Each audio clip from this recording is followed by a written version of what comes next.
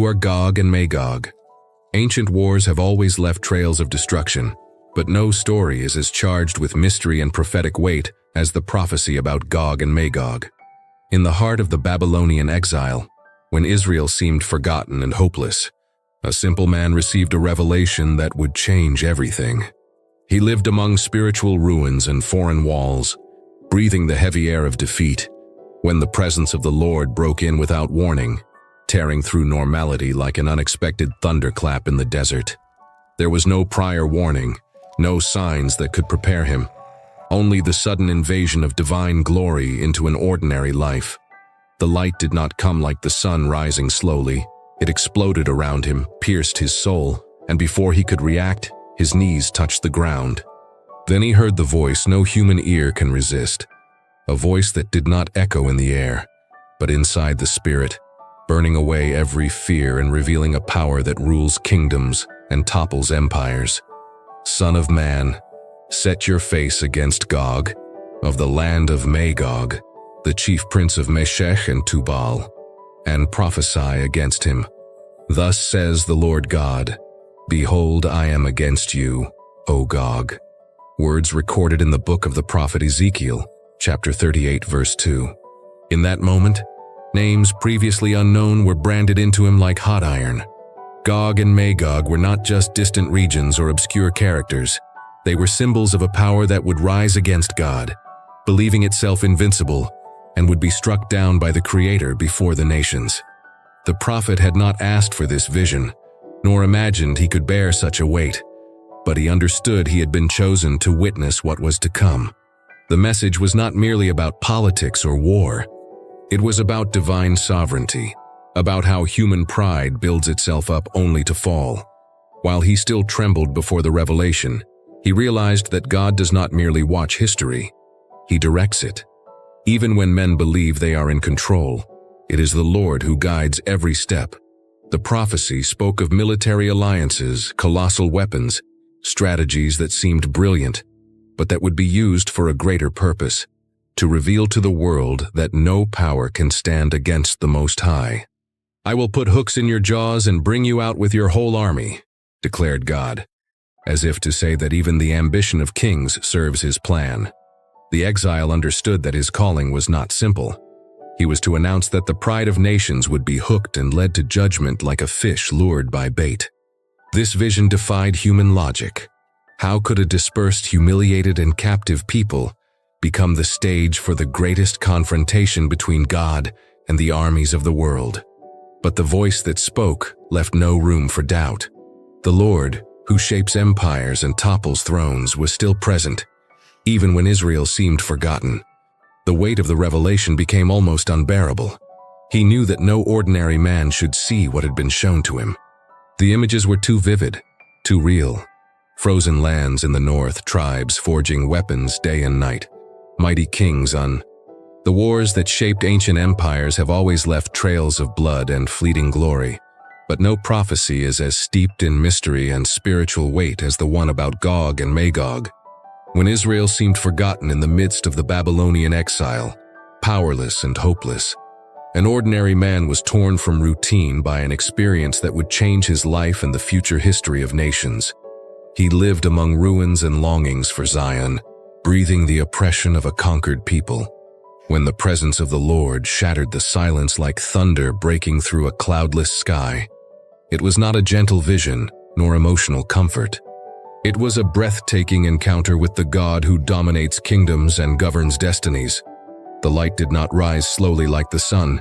It exploded around him, pierced his soul, and before he could understand, his knees were already touching the ground.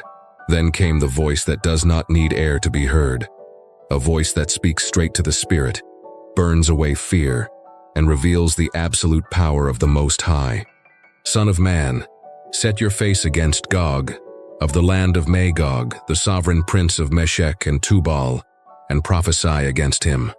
Thus says the Lord God, Behold, I am against you, O Gog, as it is written in the book of the prophet Ezekiel, chapter 38, verse 2. In that moment, names that had never crossed his mind were branded like hot iron into his being. Gog and Magog were not just distant peoples. They symbolized a future coalition of human power, unrestrained pride, and military ambition that would dare to challenge the Creator. The calling was overwhelming. God was inviting him to witness the unfolding of a cosmic plot where divine sovereignty would be revealed before the entire world. He, an ordinary exile, was now chosen as a prophet to announce a future where kings would trust in their own strength, only to be led to judgment. It was impossible not to feel fear. The man who lived among the deportees of Babylon now saw far beyond the empire's walls. He could see from God's perspective the invisible thread that moves history. He understood that the Most High does not just observe human plans, he manipulates them when he chooses. Political alliances, weapons forged in secret, armies trained to conquer, none of it is outside divine control. "I will put hooks in your jaws and bring you out with your whole army," says the Lord in Ezekiel chapter 38 verse 4, as if revealing that even the arrogance of the powerful is used to fulfill his eternal purposes. The experience made it clear that what was coming was not just another war among men. It was a cosmic demonstration of who rules the universe. The prophet realized that human history is not a series of random events. It has direction, even when it seems chaotic. God allows pride to grow so he can later expose its fragility before everyone. This realization shatters the illusion of control that emperors and generals believe they hold, and brings hope to the oppressed who think they have been abandoned. The weight of the calling was almost unbearable. He saw, with chilling detail, frozen lands in the far north, tribes gathering around a charismatic leader, forges burning day and night to produce unprecedented weapons, strategic plans being drawn over, massive maps. Each image carried a silent certainty. Everything was moving toward a specific day when the Creator would act undeniably.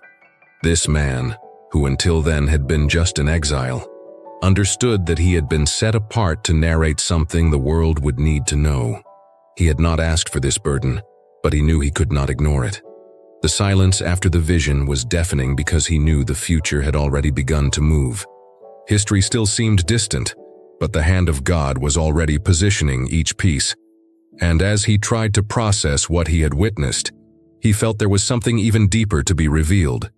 Something that would explain not only what would happen, but why God would allow such a rise of human power before judgment. The vision did not end with the impact of the first revelation. Days later, while the prophet was still trying to comprehend the weight of what had been shown to him, a new spiritual experience completely overtook him. There were no sounds around, only a silence that seemed alive, and suddenly he found himself before a simple yet profoundly disturbing scene. The hand of the Lord held a gigantic hook, glowing like incandescent metal, descending into invisible waters. At its tip was an irresistible bait, not made of food but of pride, ambition, and the promise of unlimited power. In the darkness of those symbolic waters, a force was approaching. The prophet immediately recognized what was happening. Gog was the fish, a leader driven by his own arrogance, believing he was building an invincible empire, yet in reality being led to the exact point where he would face judgment. Then the divine voice broke the silence once more, now clear and direct. "I will put hooks in your jaws and bring you out with your whole army, horses and horsemen, all of them clothed in full armor." Ezekiel chapter 38 verse 4. It was in that moment that the exile understood something that would forever transform his perception of human power and God's actions. The political alliances Gog was sealing, the tribes he was drawing with promises of wealth, the colossal weapons being forged day and night, none of it was a free movement. It was a carefully allowed game by the Creator to reveal who truly governs history. Gog believed he was in control, but he was being led like a hooked fish, deceived by his own thirst for greatness. This revelation was not merely about geopolitics or military strategies. It was living theology before the prophet's eyes. He saw that God is not just a distant spectator, but the absolute Lord, who even turns human rebellion into a stage for his glory. When powerful men unite, thinking that strength and gold are enough, it is God himself who clears their path, not for victory, but for downfall. Pride becomes a trap, Ambition turns into an invisible chain pulling them where they never imagined going. The spiritual weight of this understanding was devastating. Until then, the prophet might have thought that evil grew beyond divine reach, that wicked nations acted because God was silent. But now he saw that the silence of the Most High is strategy, not absence. Divine patience does not mean weakness. It means he allows pride to reach its peak so that it can be broken before everyone. The Lord frustrates the plans of the nations and thwarts the purposes of the peoples. Psalm 33 verse 10. But he does this at the right time, when no one can deny his hand. The vision of the hook was unsettling because it showed God using even human sin as a tool for his purposes. Gog thought he was manipulating kings and buying loyalties. He did not realize that every step was directed by wisdom far higher than any military council. The prophet saw maps being drawn, strategies emerging, generals meeting in secret, all believing they were in command. But behind every decision, there was an invisible direction. It was like watching an arrogant king build his own gallows with his own hands, believing he was raising a throne. This understanding brought hope, but also fear. Hope because no human power is truly sovereign. Fear because the pride guiding Gog can also inhabit any heart. If God hooks kings, he can also confront any man who trusts in his own strength. The exile realized that this message was not only for distant rulers, it was a warning for all who believe they own their destiny. As he reflected, the image became even clearer. The hook did not just catch, but pulled with irresistible gentleness. There was no real struggle because the fish believed it was swimming freely. Gog thought each military victory was the result of his genius, each alliance the fruit of his diplomacy, each conquest proof of his invincibility. But each move drew him deeper into the divine plan, to the exact place where he would be humiliated before the nations. The prophet began to see that even before the battle, victory already belonged to the Lord. Evil might seem triumphant, but it walks into its own trap. This is the essence of divine judgment, letting arrogance ripen until there is no excuse when it is broken. That is why the Bible declares that God opposes the proud, but gives grace to the humble. James chapter 4 verse 6. Gog did not know it, but every step he took was another link in the invisible chain dragging him towards certain defeat. The message was so powerful that it forever changed the way the prophet looked at the world. Empires that seemed unshakable, alliances that seemed indestructible, armies that considered themselves invincible, all could simply be fish biting the hook of the God who controls history. This awareness brought peace amid exile and courage to announce what was coming, even before kings who mocked the God of Israel. Still, the revelation did not stop there. The Lord showed that the line between the pride of a king and the pride of a people is thin. Gog was only the face of something much greater, collective human arrogance, the belief that man can rule without bowing to the Creator. This sin is not limited to a leader of the North. It inhabits every society that forgets who sustains the universe. As the vision faded, the prophet felt the scene widen before his eyes. He had already understood that Gog was being led like a fish to the divine hook. Now he began to see something more, how that arrogance growing in the north would give rise to an army so powerful and terrifying that the entire world would believe Israel was about to be wiped off the map. And yet, that same army was walking step by step to become a living testimony of God's sovereignty before all nations. The previous visions had already shown that Gog's pride would be hooked by the invisible hand of God. But now, the prophet began to see this plan unfold within human history. As if watching a giant board being set up, he saw frozen lands in the far north, where isolated tribes struggled to survive cold and scarcity, slowly being united by an irresistible force.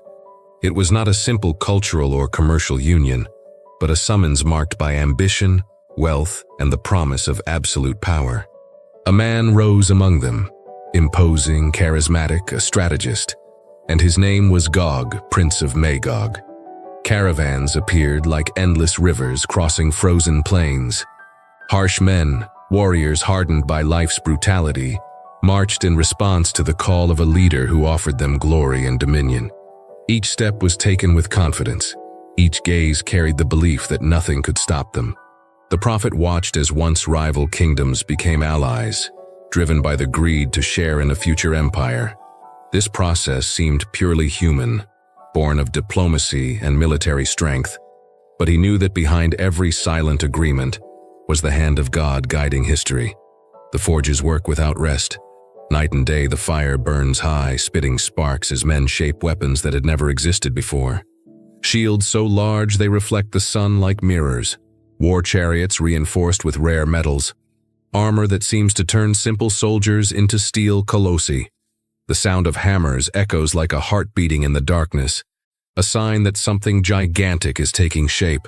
This is not just ordinary weaponry, it is a frenzied race for supremacy, an arsenal meant to dominate and intimidate the entire world.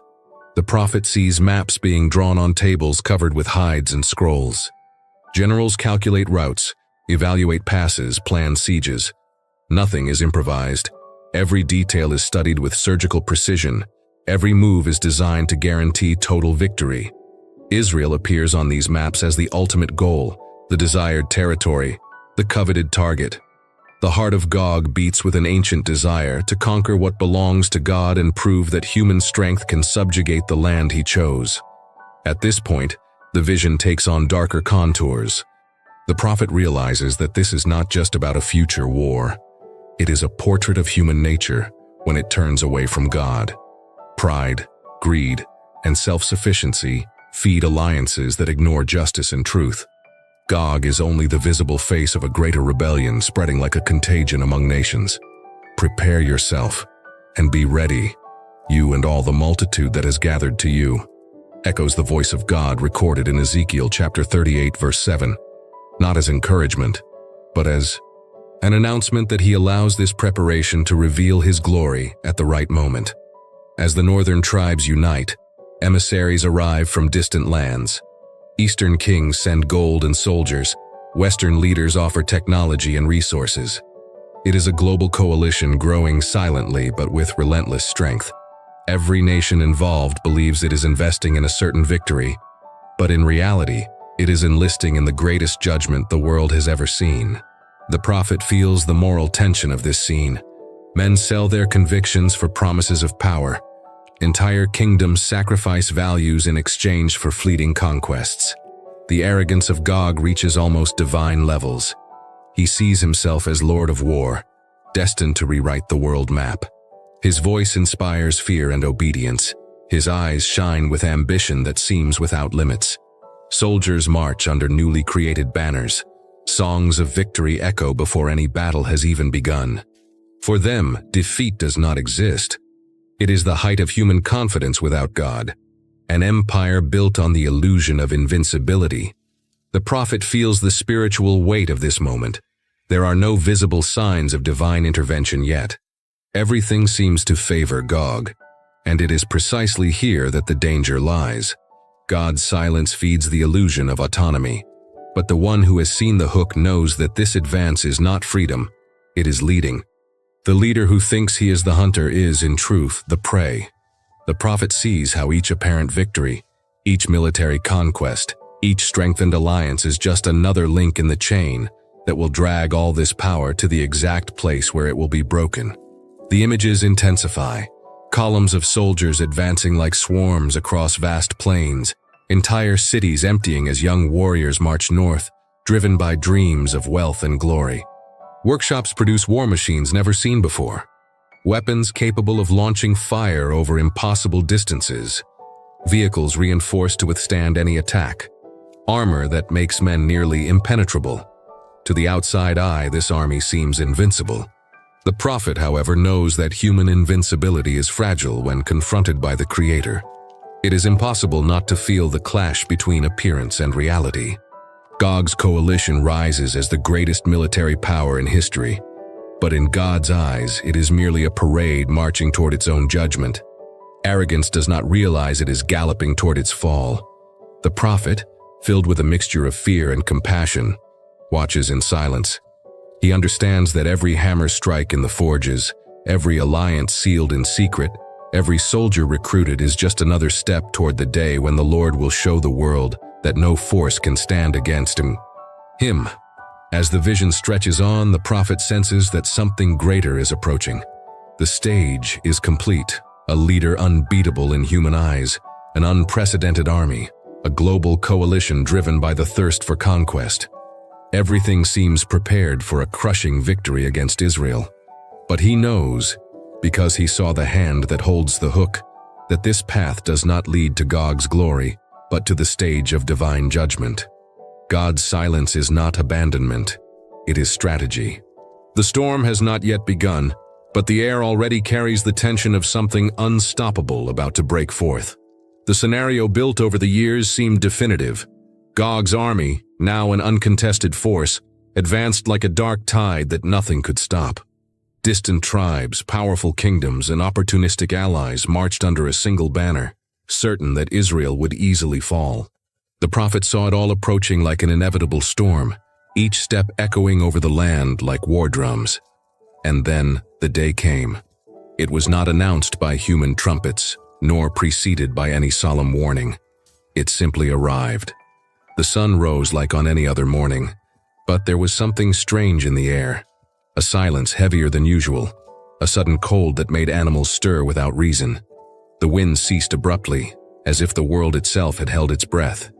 The prophet felt an almost tangible tension, as if all creation awaited something monumental. He remembered God's words. On that day, there will be a great earthquake in the land of Israel, such that the fish of the sea, the birds of the sky, and the animals of the field will tremble. Ezekiel chapter 38, verse 19. From the north, a colossal cloud began to rise on the horizon, not made of vapor or rain, but of dust lifted by countless feet and hooves. It was as if night had fallen in the middle of the day. The sound followed, a continuous, deep, crushing roar, formed by the synchronized march of thousands of soldiers and the grinding of colossal war machines. The ground shook with every moment, and the prophet from afar nearly lost his balance as he felt the earth tremble. When the first contingent appeared, the sight took his breath away. Men clad in steel, chariots reinforced with gleaming metal, banners fluttering with symbols declaring victory before the battle even began. Gog himself rode at the front, mounted on a colossal horse, confident, haughty, radiating the conviction that no one could resist his power. The army seemed endless. Columns upon columns passed without end, a current of war swallowing the horizon. To any human eye, there was no hope for Israel. But the prophet knew that God's silence was not absence. It was preparation. And the first sign came subtly, almost imperceptibly. The earth trembled in a different way, deep, not caused by human steps. An ancient vibration, as if the very foundations of the world were shifting. Animals went mad. Birds took flight in desperation. Dogs and horses began to panic uncontrollably. Soldiers looked around confused, unable to understand nature's sudden unrest. Then the sky roared. Not an ordinary thunder, but a sound so powerful it seemed to tear the very firmament apart. It was as if something immense had been forced open. The prophet fell with his face to the ground, overcome by reverent fear and unshakable certainty. The Creator was intervening. On that day I will be magnified, sanctified, and known in the eyes of many nations. They shall know that I am the Lord. Ezekiel chapter 38, verse 23. Light broke through the heavens in an indescribable way. It was not the brightness of the sun, but a radiance that burned the eyes and seared the soul. From it came columns of fire descending like living rain, striking with supernatural precision the strategic points of the enemy army. The first impact hit Gog's command tent, exploding with such intense heat that the prophet, miles away, felt his skin burn. In seconds, thousands of soldiers were consumed as if they had never existed. But the fire was only the beginning. From the sky fell massive stones mixed with incandescent hail, piercing armor as if it were paper. Devastating winds arose out of nowhere, uprooting entire trees and hurling them against war chariots. Chaos was instant. The impeccable organization of the world's greatest army dissolved into absolute panic. Men ran aimlessly, screams mixed with wails, horses reared and fled in desperation. But the fire was only the beginning. From the sky fell massive stones mixed with incandescent hail, piercing armor as if it were paper. Devastating winds arose out of nowhere, uprooting entire trees and hurling them against war chariots. Chaos was instant. The impeccable organization of the world's greatest army dissolved into absolute panic. Men ran aimlessly, screams mixed with wails, horses reared and fled in desperation. Then something even more terrifying happened. Confusion among the soldiers themselves. Without apparent reason, allies began fighting each other. Swords meant to defend comrades now cut familiar throats. Generals tried to stop the madness, but were swallowed by chaos. The prophecy was fulfilled before the prophet's eyes. I will summon a sword against him on all my mountains. Every man's sword will be against his brother. Ezekiel chapter 38 verse 21. In less than an hour, what had seemed the greatest military force in history lay in ruins. Bodies were scattered across the valleys, destroyed chariots burned in flames, and the dust raised by the triumphant march was now black smoke rising to the heavens. Gog, who had marched arrogantly at the front of all, was now just another among thousands fallen. No human sword had defended Israel. It was God himself who intervened with uncontestable power. Before we continue, if this content has blessed your life, like, comment, and share. Subscribe to the channel, and if you want to bless the channel, click on the Super Thanks button and leave an offering of any amount, or become a member, so we can continue investing in research and improvements to bless your life even more. Continuing. The prophet, hidden on a high point, watched everything with a mixture of awe and fear. It was impossible not to feel the greatness of a God who topples empires without needing human armies. The entire world would witness this scene and understand that no earthly power can resist the creator of the universe. The silence that followed the divine storm was not ordinary peace.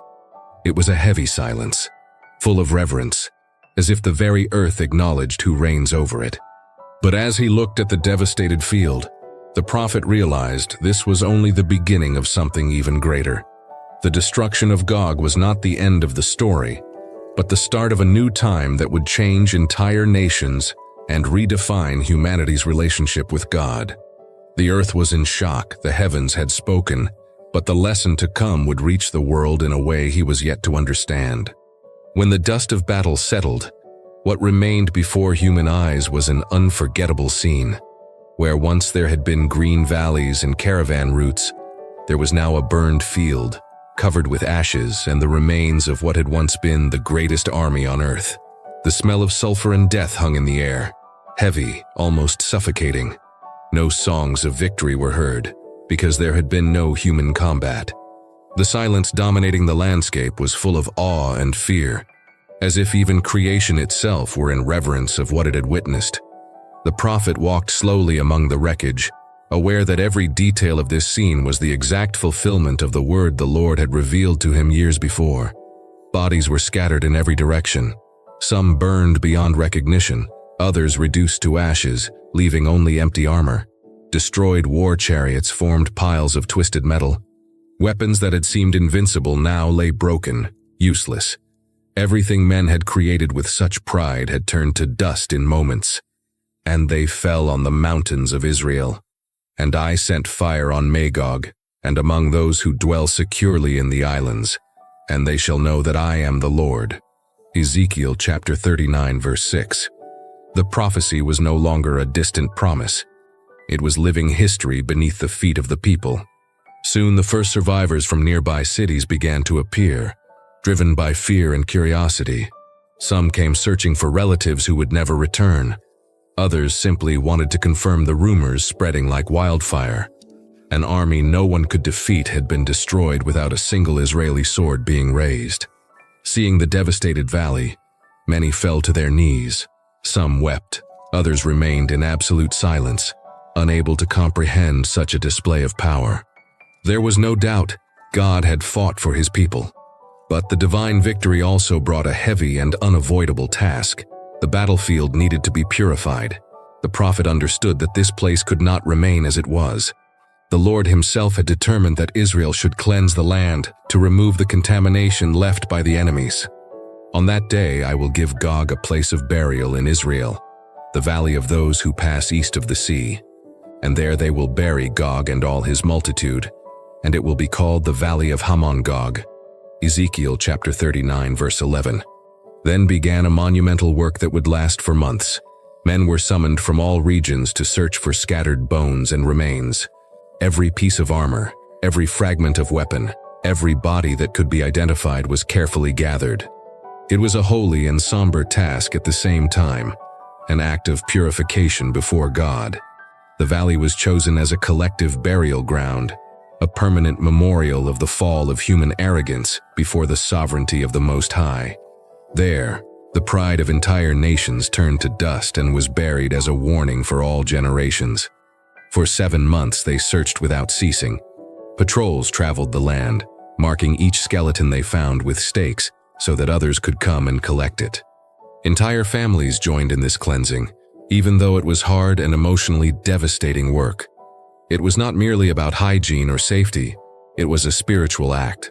Every bone found and buried reminded them that God fulfills His word, that no military power can resist His outstretched arm. Every weapon removed was a silent reminder that He turns evil into something that serves the good of His people. And then something surprising happened with the arsenal left behind. Instead of simply melting down the metal to forge new weapons, the people began using it as fuel. Shields became firewood for bonfires, spears and swords were burned in furnaces, war chariots were dismantled to feed the flames that warmed homes and cooked meals. What had been created to destroy now brought heat and sustenance. Those who dwell in the cities of Israel will go out and set fire to the weapons. For 7 years they will burn them. Ezekiel chapter 39, verse 9. For 7 long years no one needed to cut trees for firewood. Gog's pride was transformed into provision for the people he wanted to annihilate. As the work advanced, rumors spread beyond the borders. Messengers carried news of the catastrophe to distant palaces. Powerful kings who had considered supporting Gog were shocked to hear that such an invincible army had been destroyed without human resistance. Royal counselors whispered in silence, trying to understand how such a great force had been undone in a single day. Merchants who had invested fortunes in the war campaign lost everything and now feared the God who turned their hopes to ashes. Entire peoples who had never heard of the Lord of Israel now asked who this God was, who topples empires without human armies.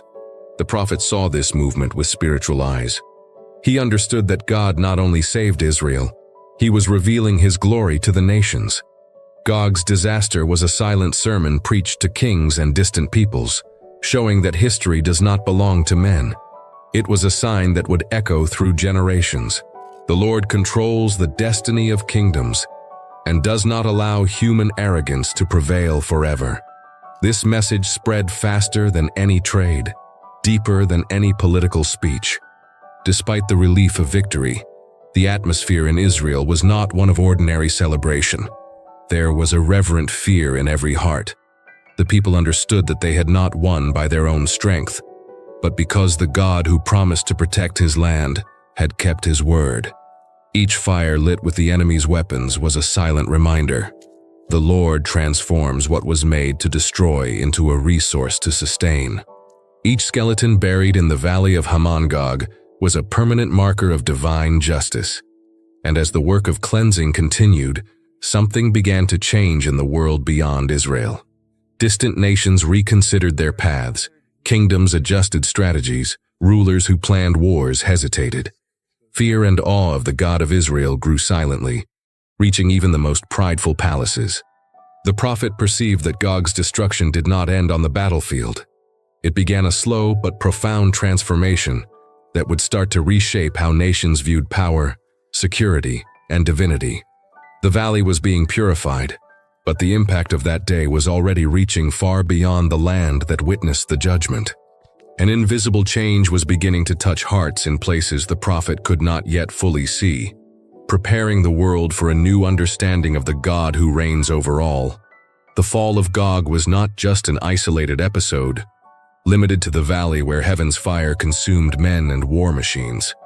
The impact of this event reverberated beyond Israel's borders, like waves spreading when a giant stone is thrown into a silent lake. The prophet, still carrying in his eyes the images of the charred battlefield, began to have visions of what was happening in distant lands. He saw palaces, markets, roads, and entire villages reacting to the news that an army considered invincible had been crushed in a single day, not by human hands, but by the Creator himself. In the golden corridors of palaces, kings who once conspired against Israel now trembled like ordinary men. Counselors whispered in their ears, bringing reports that seemed impossible to believe. War chariots reduced to ashes, mighty soldiers consumed in an instant, generals falling amidst the confusion of their own allies. Some monarchs tried to deny it, saying it was exaggeration from messengers, but others received confirmations from different sources, all describing the same scene of divine terror. A pharaoh, seated on a throne covered in gold, trembled upon hearing that no army could resist the God of Israel. For the first time, he recognized that there was a power far greater than his own. In commercial cities, merchants who had invested fortunes supplying weapons, horses, and provisions for Gog wept in despair. What they expected as profit turned into ruin. They lost not only money, but faith in their own calculations. They realized that the world is not sustained only by the logic of business, but by the judgment of a God who can, in an instant, turn wealth to dust. In their markets and fairs, the voice of the people no longer spoke about prices or goods, but about the God who topples empires with wind, fire, and hail. The reaction among common people was even deeper. The prophet saw a farmer in his field who, upon hearing the news of his brother's deaths after marching with Gog, dropped his hoe and knelt on the soft earth. His tears were not only of mourning, but of painful recognition. His brothers died because they followed a man who dared to defy the Creator. For the first time in his life, he lifted his eyes to heaven and asked about eternity, about justice, about who really governs human destiny. The prophet also saw a woman in a port city, used to welcoming foreign soldiers seeking pleasure before war. She clearly remembered men who promised to return rich and never came back. When she heard that all were dead, something changed in her soul. For the first time, she questioned if there was a God who saw her, who loved her despite her choices, who called her to a different life. The destruction of Gog not only ruined empires but awakened individual consciences, pulling men and women out of their spiritual indifference. In another vision, the prophet beheld a young soldier who had deserted Gog's army shortly before the invasion. Something in his heart had warned him, perhaps childhood memories of hearing stories about the God of Israel. He fled to the mountains and survived. Now he returned to his village as the only survivor among thousands of comrades. People looked at him like a ghost, unable to understand how he escaped. But he knew. It was not chance. It was divine preservation. For the rest of his life, he would testify to everyone that the Lord is real, that his hand reaches even in the midst of judgment. The visions did not stop. The prophet saw generals from distant kingdoms who had almost sent troops to support Gog now trembling in secret. Their hesitation to join the war had saved their lives. They understood that God's hand had kept them from sharing the same fate. In their private chambers, they murmured words filled with awe. Who is this God who destroys armies without lifting a human sword? Questions once ignored now burned in their hearts. Even thieves and opportunists felt the weight of judgment. A man who had stolen money from families who lost sons to Gog's army could no longer bear the guilt when he realized he had exploited widows and orphans. He returned everything he had taken, trying to find peace for his soul. It was as if Gog's death had set a mirror before humanity, showing everyone not only the failure of human power, but the moral fragility within every heart. The effect spread like an invisible current. Entire nations changed their plans. Armies ready to invade neighbors were disbanded. War councils were dissolved. The fear of the God of Israel became stronger than any sword.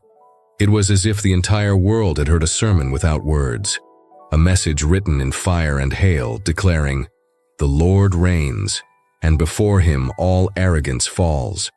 The prophet now understood that Gog's destruction was not just deliverance for Israel, but a teaching for humanity. The Lord had shown everyone that there is no king strong enough, no nation rich enough, no army powerful enough to challenge his rule. This domino effect spread to the four corners of the earth. reaching from kings in palaces to simple workers in the fields. But while the news transformed kingdoms and awakened consciences, the prophet realized that God was not yet finished. The judgment of Gog had opened the way for something greater, for an even more glorious revelation that would rise on the horizon of history. The echo of that day would not be only of fear, but of preparation for the manifestation of the true king who was yet to come. As the years passed, the world seemed to have changed. The fear of the God of Israel spread like a strong, silent, but transforming wind. Nations that once lived by war began to rethink their paths. Kings who witnessed or heard of Gog's fall began to seek wisdom before conquering territories. Entire peoples tried to live in peace, as if they had understood that no human power can stand against the Lord. Israel, too, experienced a time of tranquility, unlike anything it had known. Children played where once there had been corpses and burned war chariots. The air felt lighter, the borders seemed safe, and many believed that a new era had arrived. It was in this environment that the prophet received his last great vision. He was already an old man, marked by decades of memories few could bear to carry. The light that had once surrounded him in exile came back just as intensely, but now bringing a solemn peace mixed with reverence. It was no longer a vision of armies and destruction. It was something greater, deeper, something that transcended any human war. First, he saw a transformed world. Nations that once hated each other now walked together. Swords were turned into farming tools. Spears became sickles. It was the fulfillment of the ancient prophets. They will beat their swords into plowshares and their spears into pruning hooks. Nation will not lift up sword against nation, nor will they learn war anymore. Isaiah chapter 2, verse 4. Children played in fields that had once been stained with blood, and the land seemed to breathe relief after centuries of violence. The prophet was moved to see the partial fulfillment of what he had always dreamed of, an age of peace, where the Lord reigned in Jerusalem, and kings of the earth came to acknowledge his sovereignty. But as he contemplated this peace, something unexpected began to surface. He perceived that even in this almost perfect setting, the human heart still held shadows. Some men kept secret unrest, silent resistance, unanswered questions. It was as if, even amid daily miracles and true justice, there remained within man a stubborn desire to be his own God. This revelation was more frightening to the prophet than any army he had ever seen. He understood that rebellion does not die merely with displays of power. It remains latent, waiting for the moment to resurface. Then God showed him something even greater than the fall of Gog. The vision changed tone. The sky, which had once held the gentle light of peace, began to open again, but now in a different way. There was no fire of judgment falling on enemies. There was an indescribable light, so intense that all previous images seemed dark in comparison. From within this light came a majestic figure, mounted on a white horse. His eyes were like flames of fire, and on his thigh was written a name no one dared ignore: King of Kings and Lord of Lords. Behind him came heavenly armies also mounted on white horses, radiant and prepared not for an ordinary war, but to reign. It was the fulfillment of what Revelation describes. And I saw heaven opened, and behold, a white horse, and he who sat on it is called Faithful and True. And in righteousness he judges and makes war. And on his robe and on his thigh he has a name written: King of Kings and Lord of Lords. Revelation chapter 19, verses 11 and 16. The scene was of a grandeur impossible to contain in words.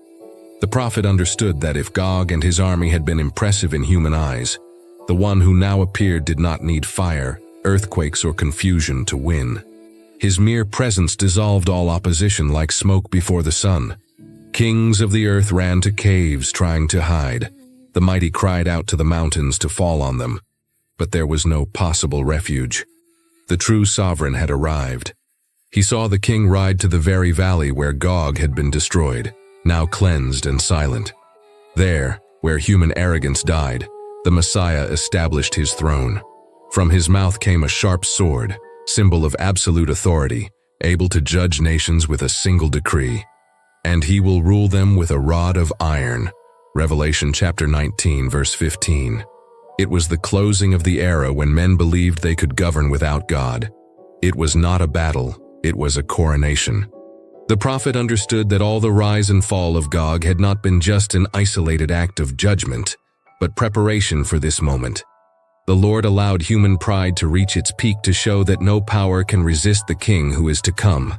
The destruction of Gog was a prologue, a clear warning, but also an opportunity for the nations to recognize who truly reigns.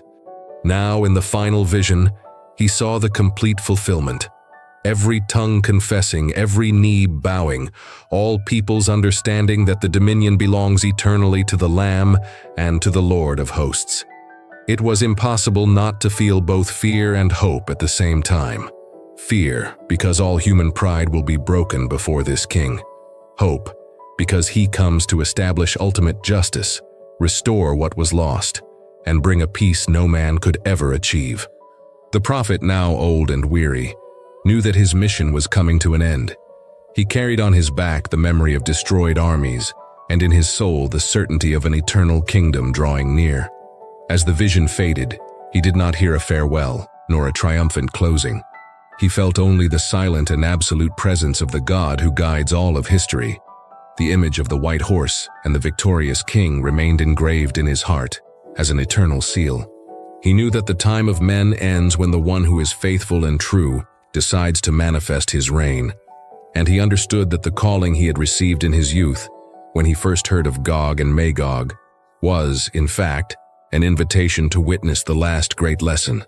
No human throne stands before the Lord of history, and no rebellious heart escapes the day when the true king will come to take what has always been his. See you next time.